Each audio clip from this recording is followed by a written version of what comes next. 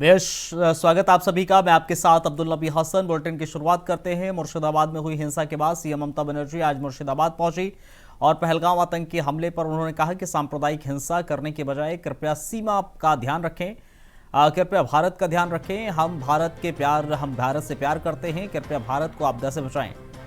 उन लोगों को न्याय दे जिनके प्रियजन खो गए हैं। वहीं इस पर वार पलटवार शुरू हो गया है, जिस पर बीजेपी नेता अग्निमित्रा पॉल ने कहा है, गृह मंत्रालय से निर्देश आया है कि पूरे देश में जहां जहां पाकिस्तानी नागरिक कागज लेकर या बिना कागज के रह रहे हैं उनको निकालना होगा।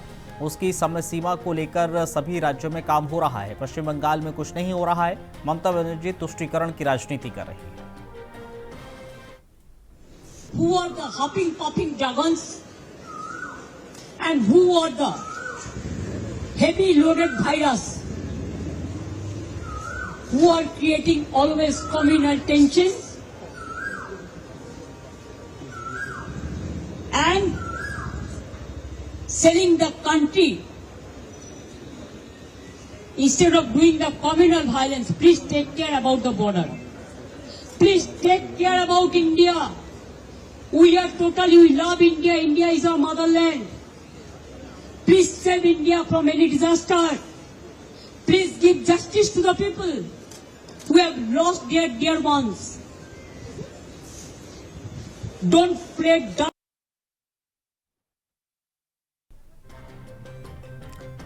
तो ममता बनर्जी अब मुर्शिदाबाद पहुंची है। वहां पर पहुंचने के बाद बाकायदा उन्होंने लोगों से बातचीत की है। कहा है कि इस पूरे मामले पर जो मुर्शिदाबाद में हिंसा हुई थी, गाजीपुर से एक हैरान करने वाली घटना सामने आई, जहां पुलिस ने 6 लापता बच्चों को बरामद किया है। उन बच्चों को पुलिस ने माता पिता को सौंप दिया है।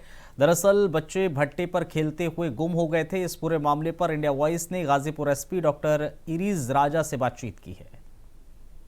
6 बच्चे लापता हो गए थे, लेकिन पुलिस ने तुरंत तत्परता के साथ उन बच्चों को उनके माता पिता के पास सुपुर्द कर दिया है। हम सीधे आए हैं, जानेंगे गाजीपुर के एसपी डॉक्टर इरज राजा जी से। इंडिया वॉइस में बहुत बहुत स्वागत है।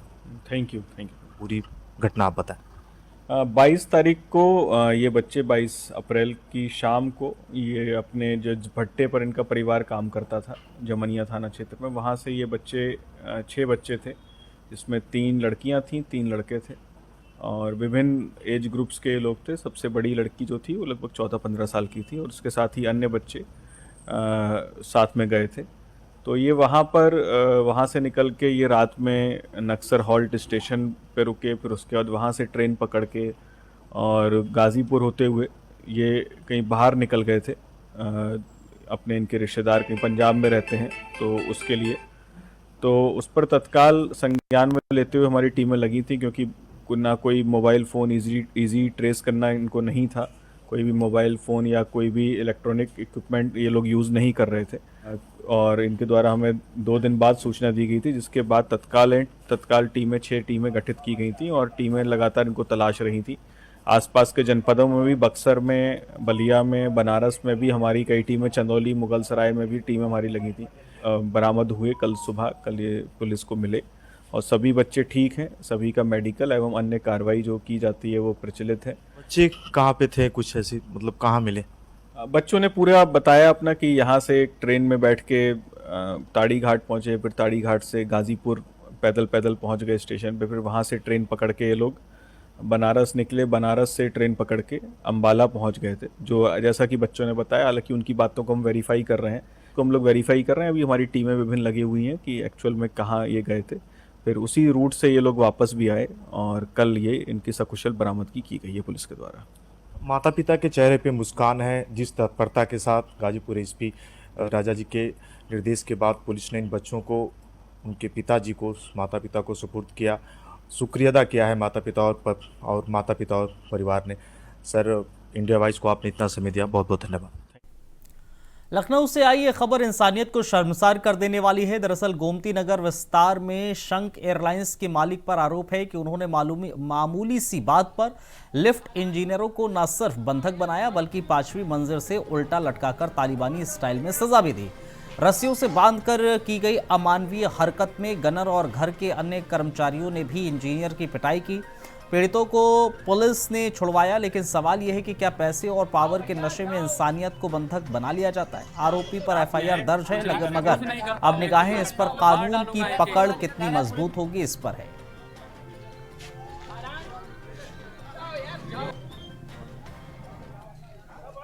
कि हम लोग लिफ्ट का काम कर रहे हैं, लिफ्ट टेक्नीशियन है हम। तो इधर ये संघ एयरवेज के एमडी है शिव शरण विश्वकर्मा, और उन्होंने पूछा कि श्रवण विश्वकर्मा, उन्होंने पूछा कि लिफ्ट का काम कब खत्म होगा। हमने कहा सर 5-6 दिन में हो जाएगा। और बस इतना सुनते उन्होंने डंडा उठाया और मारना शुरू कर दिया हम लोगों को। तुम लोग गाली गलौज करने के बहुत अभद्र व्यवहार, और बंदों को नंगा कर करके मारा है, नमक लगा मारा और सब लटका के मारा है सर। कितने लोगों को मारा है? 4 लोगों को मारा है सर। मतलब चोटिल 4 लोग हैं और बाकी मारा तो सबको है, वो जो उसके सामने आ गया सबको मारा। हम 7-8 लोग थे हम लोग। कब से काम कर रहे हैं आप लोग यहाँ पे? 4 लोगों को साफ काम करते हुए हो गए 7-8 दिन हो गए काम। 7-8 दिन हो गए मंडे से, पिछले मंडे से। कौन कौन लोग घायल हैं, नाम बताओ। प्रवेश, राजमणि, प्रभात लोहानी सर। क्या कह रहे थे जब आपने मारा? क्यों पूछा? नहीं क्यों मार रहे हो? बस ये कह रहे कि मुझे आज लिफ्ट चाहिए, आज अभी दो। हमने 3 दिन का टाइम मांगा कि 3 दिन का टाइम हम दे दे, बस कुछ सुन नहीं था। गाली गलौज। बंधक भी बनाया था क्या? 3 लोगों को साफ बांध के लटका दिया था इनको। प्रवेश बांध के लटका दिया। मंडी है वहाँ, उनके यहाँ जो है लिफ्ट लग रही थी। हम लोग वहाँ पे काम करने के लिए गए। जैसा कि लिफ्ट का इंस्टॉलेशन का सर वो रहता है पूरा 45 दिन का रहता है। इन्होंने सर हम लोग का मटेरियल वगैरह सारा टाइम पे आया, ये साफ्ट रेडी करके दे नहीं पाए हमको काम करने के लिए। अभी हमको जो है सारे पेपर्स मेल हमने प्रॉपर देते रहे, कम्युनिकेट करते रहे कि ये काम आपके पेंडिंग है, आप पे कराइए, उसके बाद हम आपको टाइम पे काम करके देते हैं। बट वो जो है करके नहीं दिए। तो हम लोग काम करने जब आए, जब हमें साफ्ट मिली, हम काम करना चालू किए। उसके बाद आज हम लोग मॉर्निंग में आए काम करने के लिए। उन्होंने वो आए श्रवण विश्वकर्मा जी, और उसके बाद हम लोग को पूछा क्या करते हो, हम लोग बोले लिफ्ट का काम किए कर रहे। वो उन्होंने डंडा उठाया, हम लोगों को मारना चालू कर दिया सीधे। उसके मारने के बाद साफ्ट में लटका दिया। हम लोग साफ्ट में लटके रहे, मुर्गा बना दिया उसने 5 फ्लोर से ऊपर। कह रहे हैं कि ये सब लोग हम लोग के गुलाम है, तुम लोगों को ये कर दूंगा, मार डालूंगा जान से, ये कर दूंगा, वो कर दूंगा। उसके बाद पुलिस वाले साहब आए, तब हम लोग निकले बाहर। गनर जो है गोली लगा दिया सर हम लोग। खबर हरदोई से है, जहां पर मझिला थाना क्षेत्र के करवा रोड पर साइकिल और मोटरसाइकिल की आमने सामने भिड़ंत हो गई। भीषण टक्कर में 3 लोग गंभीर रूप से घायल हो गए। हादसे के बाद मौके पर अफरा तफरी मच गई। ग्रामीणों ने तत्काल इसकी सूचना पुलिस को दी, जिसके बाद मौके पर पहुंची पुलिस ने घायलों को इलाज के लिए सीएचसी पिहानी भिजवाया है। फिलहाल तीनों की हालत गंभीर बनी है। पुलिस मामले की जांच कर रही है।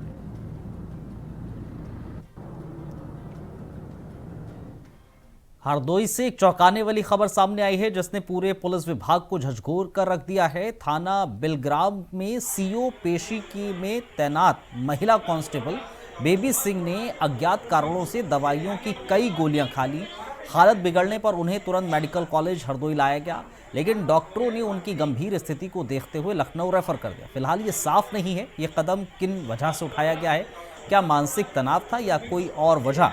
पुलिस मामले की जांच कर रही है, लेकिन ये घटना कई सवाल छोड़ रही है। लोकप्रिय विधायक आदि खजानदास जी, विशेष प्रमुख सचिव खेल श्री अमित सिन्हा जी, श्री प्रशांत आर्य जी, श्रीमती ततियाना किर्गिस्तान महासचिव एशियन पावर लिफ्टिंग एवं यहाँ पर उपस्थित हमारे सभी खेल संघों से आए हुए सभी हमारे पदाधिकारीगण, सभी प्रतिनिधिगण और पूरे दुनिया भर से अनेक देशों से आए हुए सभी इस प्रतियोगिता में भाग लेने वाले सभी पावर लिफ्टर, मैं सभी का आज इस अवसर पर आप सभी का हार्दिक स्वागत करता हूं, आप सबका अभिनंदन करता हूं, आप सबका वेलकम करता हूं। इस अंतर्राष्ट्रीय स्तर की प्रतियोगिता में प्रतिभाग करने वाले आप सभी ऊर्जावान खिलाड़ियों के बीच आकर मुझे अत्यंत हर्ष की अनुभूति हो रही है।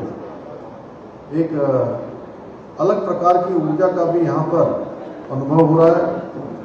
और जैसा कि मुझे बताया गया कि 5 मई से 12 मई तक आयोजित हो रही इस पावर लिफ्टिंग चैंपियनशिप में भारत सहित एशिया महाद्वीप के 15 देशों के करीब 300 से अधिक प्रतिभाशाली खिलाड़ी प्रतिभाग कर रहे हैं। आज के इस शुभ अवसर पर मैं आप सभी को अपनी ओर से शुभकामनाएं देता हूं और कामना करता हूं कि आप सभी अपने उत्कृष्ट प्रदर्शन से अपने देश और राज्य का नाम रोशन कर खेल जगत में एक नई पहचान स्थापित करें। भाइयों बहनों, भारतीय इतिहास में शारीरिक शक्ति और कौशल का एक विशेष स्थान है। प्राचीन समय में जहां हमारे पूर्वज मुक्दर, गदा और हल जैसे पारंपरिक उपकरणों से अपने बल का और अपने परिश्रम का प्रदर्शन करते थे, वहीं आज उनकी जगह वेट लिफ्टिंग और पावर लिफ्टिंग जैसे आधुनिक खेलों ने ले ली है।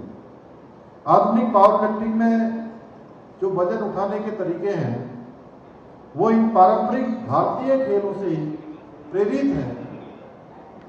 पावर लिफ्टिंग जैसी प्रतिस्पर्धाएं न केवल युवाओं में आत्मविश्वास और अनुशासन को बढ़ावा देती है, बल्कि उन्हें शारीरिक और मानसिक रूप से सशक्त बनाने में भी बहुत अहम भूमिका निभाती है। अभी मैं सभी जब विभिन्न देशों के खिलाड़ियों से मिल रहा था, उनके द्वारा जो परिश्रम से अपने शरीर को एक सांचे में ढाला गया है, वो सच में बहुत काबिल तारीफ है। मैं सबको अपनी शुभकामनाएं देता हूँ। और भाइयों बहनों, आदरणीय प्रधानमंत्री श्री नरेंद्र मोदी जी ने अपने प्रारंभ के काल से ही देश के अंदर एक खेलों का कल्चर प्रारंभ किया। खेलो इंडिया और फिट इंडिया जैसे मूवमेंटों से देश की खेल संस्कृति को जहां बढ़ावा देने का काम किया, आज आदरणीय प्रधानमंत्री जी के कुशल नेतृत्व में भारत खेलों के क्षेत्र में भी नई ऊंचाइयों को छू रहा है, तो वैश्विक मंच पर अपनी एक विशिष्ट पहचान बना रहा है। चाहे वो खेलों का कोई भी खेल हो, हर खेल में आज भारत के खिलाड़ी भारत के तिरंगे की शान को लहरा रहे हैं, भारत के तिरंगे को ऊंचा लहरा रहे हैं। उनके मार्गदर्शन में आदरणीय प्रधानमंत्री जी के हमारी सरकार भी उत्तराखंड के अंदर खेल संस्कृति को बढ़ावा देने के लिए और खिलाड़ियों के प्रोत्साहन के लिए निरंतर प्रयास कर रही है।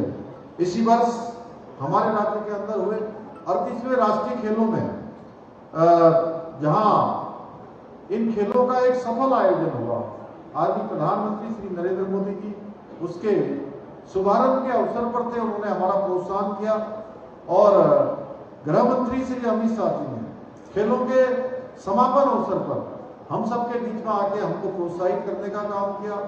और इससे बड़ी बात कि आदरणीय प्रधानमंत्री जी ने जो पूरी दुनिया का सबसे अधिक प्रसिद्ध उनकी मन की बात का जो एपिसोड है, मन की बात के एपिसोड में भी उत्तराखंड में हुए राष्ट्रीय खेलों के आयोजन के लिए उन्होंने राज्य की भूरी प्रशंसा की। हम सबको अपने तरफ से कहीं न कहीं प्रोत्साहन देने का काम किया और ये 38वें राष्ट्रीय खेल, इन राष्ट्रीय खेलों ने देवभूमि को खेल भूमि के रूप में भी स्थापित करने की ओर हमारा मार्ग प्रशस्त किया। इस बार के राष्ट्रीय खेलों में उत्तराखंड के खिलाड़ियों ने 100 से अधिक पदक जीतकर इतिहास रचते हुए राज्य का गौरव बढ़ाने का महत्वपूर्ण कार्य किया। हमने उत्तराखंड में 570 करोड़ रुपए की लागत से अत्याधुनिक स्टेडियम बनाने के साथ लगभग 100 करोड़ रुपए की लागत से अंतर्राष्ट्रीय स्तर के खेल उपकरण लाकर उत्तराखंड में विश्व स्तरीय इंफ्रास्ट्रक्चर स्पोर्ट्स विकसित किया गया है। इसी का परिणाम है कि आज उत्तराखंड केवल राष्ट्रीय नहीं बल्कि अंतर्राष्ट्रीय प्रतियोगिताओं के आयोजन के लिए भी एक महत्वपूर्ण स्थान बन रहा है, जिसका एक उदाहरण आज ये होने वाली प्रतियोगिता, ये पावर लिफ्टिंग प्रतियोगिता भी है।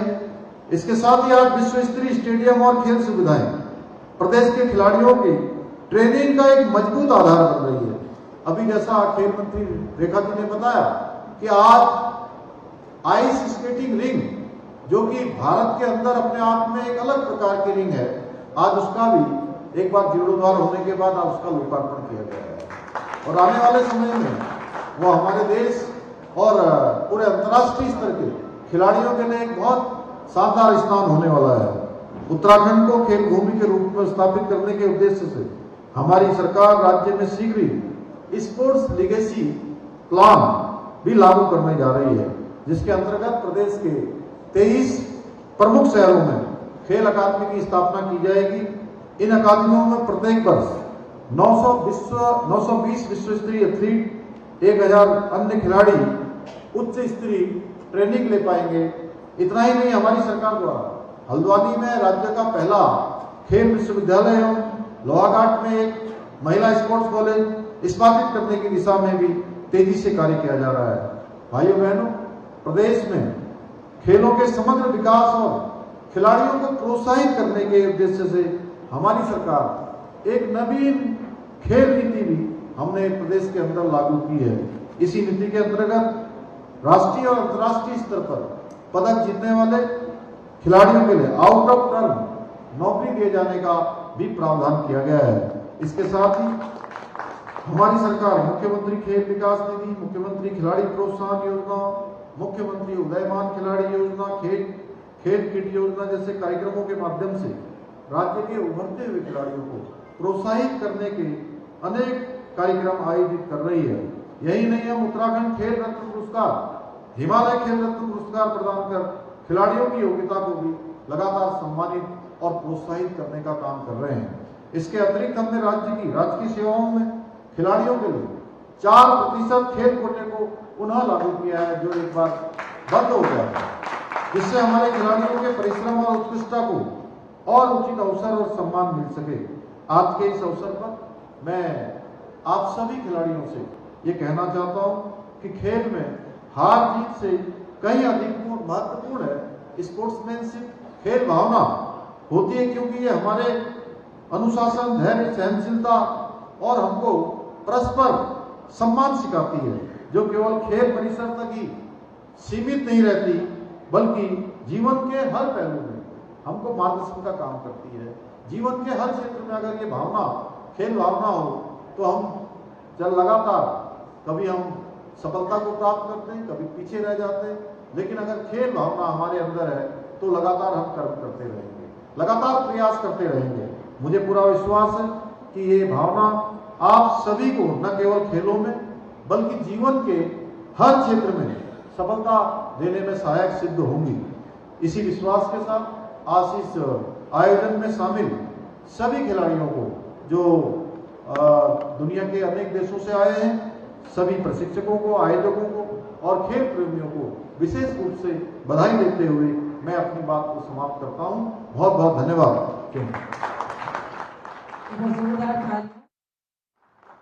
निवेदन करना चाहूंगी माननीय मुख्यमंत्री जी से कि वे 2025वीं एशियन पावर लिफ्टिंग चैंपियनशिप का इनॉग्रेशन करें।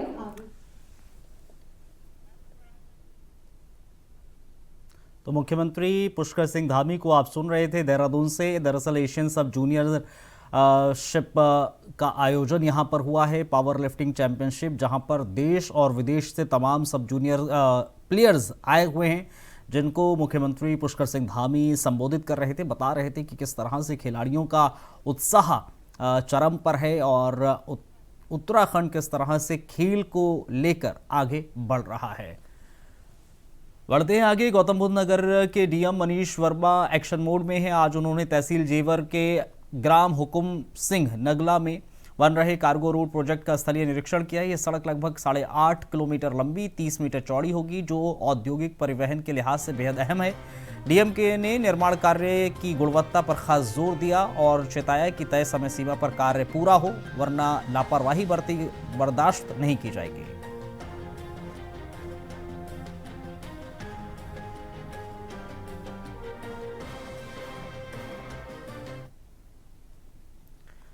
हरदोई से आज अनोखे विरोध की तस्वीर देखने को मिली। कांग्रेस ने स्वच्छ भारत मिशन की जमीनी सच्चाई उजागर करने के लिए खुद हाथ में झाड़ू उठा ली। जिस जिला कांग्रेस कमेटी ने कलेक्ट्रेट परिसर में पड़े गंदे शौचालयों की सफाई की, प्रशासन और सरकार पर सीधा हमला बोला। महिला कांग्रेस की प्रदेश अध्यक्ष मंजुलता मित्रा ने कहा, मोदी सरकार से प्रचार करती है, जमीन पर गंदगी जस की तस है। कांग्रेस प्रवक्ताओं ने आरोप लगाया है कि अरबों खर्च करने के बावजूद हरदोई में बुनियादी सुविधाएं नहीं है।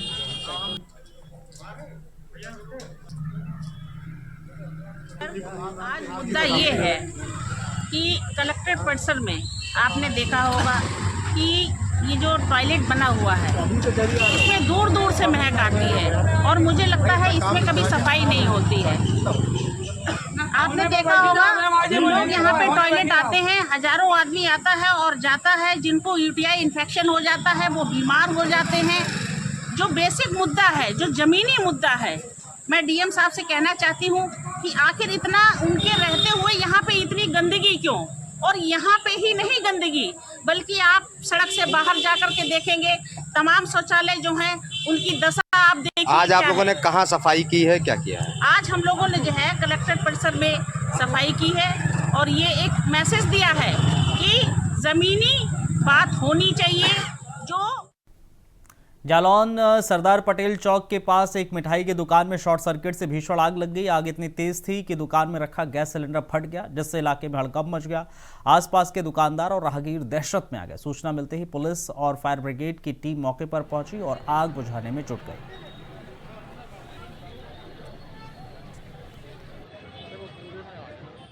कन्नौज से दिल दहला देने वाली खबर सामने आई। एक महिला के साथ दुष्कर्म कर उसकी हत्या करने के मामले का पुलिस ने 24 घंटे के भीतर खुलासा कर दिया। हैरान करने वाली खबर यह है कि वारदात को अंजाम देने वाला कोई और नहीं बल्कि महिला का रिश्तेदार भतीजा निकला।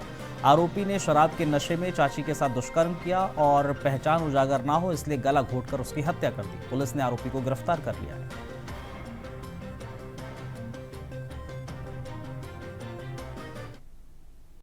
4 तारीख को थाना गुरसाहिबगंज के तहसीलपुर ठठिया निवासी 40 वर्षीय महिला का 100 मक्का के खेत में मिला था, जिनकी शरीर में और गले में चोटों के निशान थे, जिसमें जो मृतका है।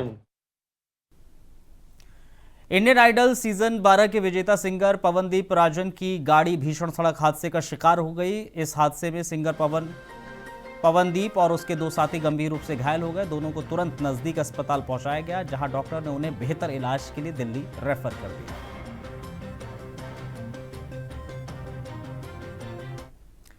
गाजियाबाद से राहत भरी खबर है। उत्तर प्रदेश परिवहन विभाग ने आम लोगों की सुविधा को ध्यान में रखते हुए व्हाट्सएप चैट बोट सेवा शुरू की है। अब ड्राइविंग लाइसेंस, वाहन पंजीकरण, परमिट और टैक्स जैसी जरूरी जानकारी के लिए आरटीओ ऑफिस के चक्कर लगाने की जरूरत नहीं पड़ेगी।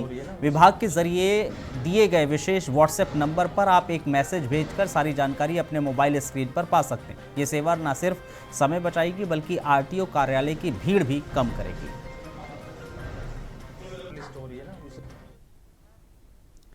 बेजुबान बंदर ना शिकार करने गए थे, ना किसी पर हमला किया, फिर भी मौत उनके हिस्से लिख गई। श्री कृष्ण की भूमि मथुरा के गोवर्धन में जो हुआ वो सिर्फ अमानवीय नहीं बल्कि अधर्म की पराकाष्ठा है। जहां कभी मद्दरों को श्री राम के सहयोगी और श्री कृष्ण के सखा के रूप में पूजा जाता है, वहीं अब उन्हें एयर गन से भूनने की घटनाएं सामने आ रही हैं। आश्रम जो तपस्या और करुणा के स्थल माने जाते हैं, वहीं अब छुपे हैं ऐसे चेहरे जिनकी कथित क्रूरता देखकर इंसानियत भी शर्मिंदा हो जाए। सवाल सिर्फ इतना नहीं है कि इन मासूमों को मारा क्यों गया, सवाल ये भी है कि क्या ये हत्या है या किसी गहरे रहस्य की परत खुलने वाली है।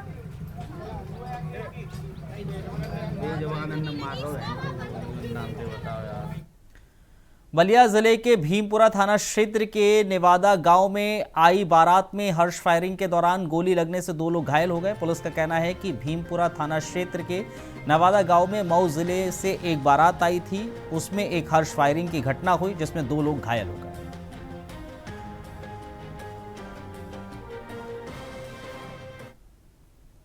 अलीगढ़ में देर रात पुलिस की कार्रवाई ने लुटेरों की नापाक साजिश को नाकाम कर दिया है। 4 लुटेरे जो शहर में लगातार लूट की वारदात को अंजाम दे रहे थे, पुलिस के साथ मुठभेड़ में गिरफ्तार कर लिए गए हैं। इलाके में लगातार हो रही लूट की घटनाओं को लेकर पुलिस ने एक बड़ा अभियान चलाया जो अब सफल रहा है। लेकिन क्या इस मुठभेड़ के पीछे कुछ और छिपा हुआ है, ये बड़ा सवाल है।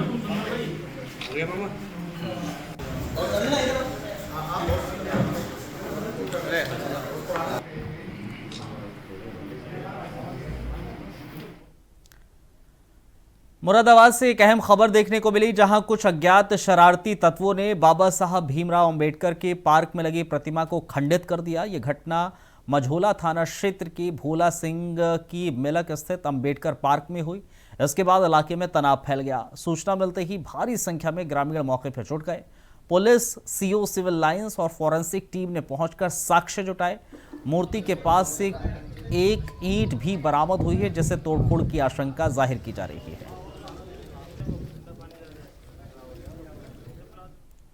सिद्धार्थनगर पालिका बांसी में भ्रष्टाचार का बोलबाला है। भ्रष्टाचार के आगे मुख्यमंत्री योगी का दावा और जिलाधिकारी की सख्ती बेअसर रही है। बांसी इटावा मुख्य मार्ग के समानांतर सुभाष नगर में बन रहे नाले में उड़ाई जा रही है इस काम की मानकों की धज्जियां।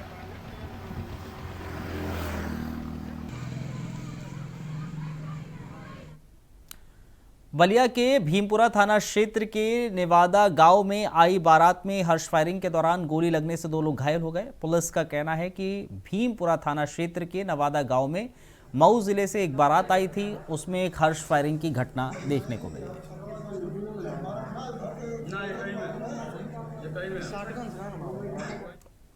चलिए, इस बुलेटिन में फिलहाल इतना ही। इजाजत दीजिए। नमस्कार।